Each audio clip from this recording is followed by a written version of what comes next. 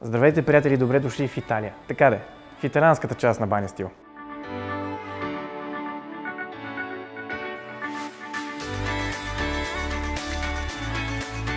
Не, днес няма да си говорим за Леонардо и Ферари, а за мебели за баня. И то какви мебели само? Красота, финес, грация, изтънченост, дизайн. Сега ще кажете сигурно, че дизайнът не е най-важното нещо за един шкаф за баня. Но дизайнерското съсловие няма да се съгласи с вас. Да, несъмнено една мебел и още повече мебел за баня трябва да е удобна и практична на първо място. Нещо, което е също видимо при италианските мебели. Но отдавна е доказано, че цветовете и геометричните форми оказват силно въздействие върху нашите възприятия и цялостното ни усещане. Ето защо дизайнът също не е за подценяване, а по-добър от италианския стил няма да намерите. Нека започнем с това какво всъщност представляват мебелите за баня.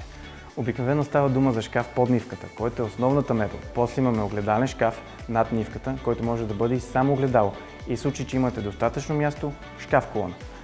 При най-съществената част на шкафа под нивката принципът е мечопух. Колкото повече, толкова повече.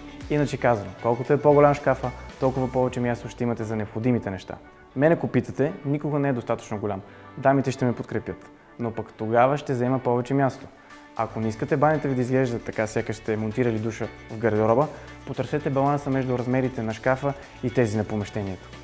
За щастие, италианските производители ви дават свобода и възможност да моделирате мебелите по ваш вкус, според нуждите и желанията си.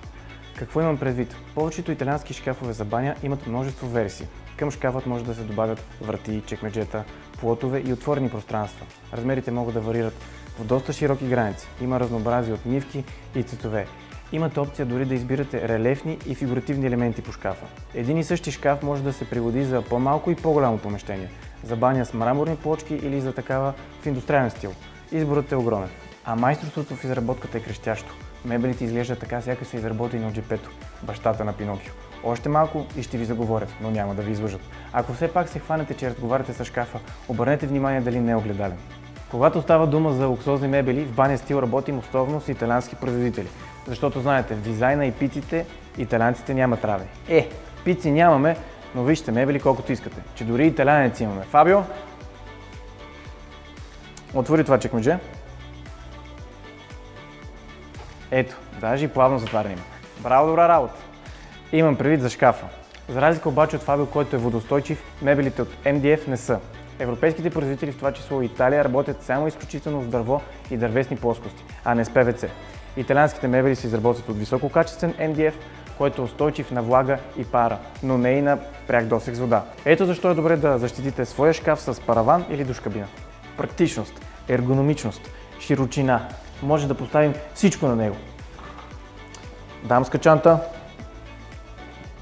хавли, телефон,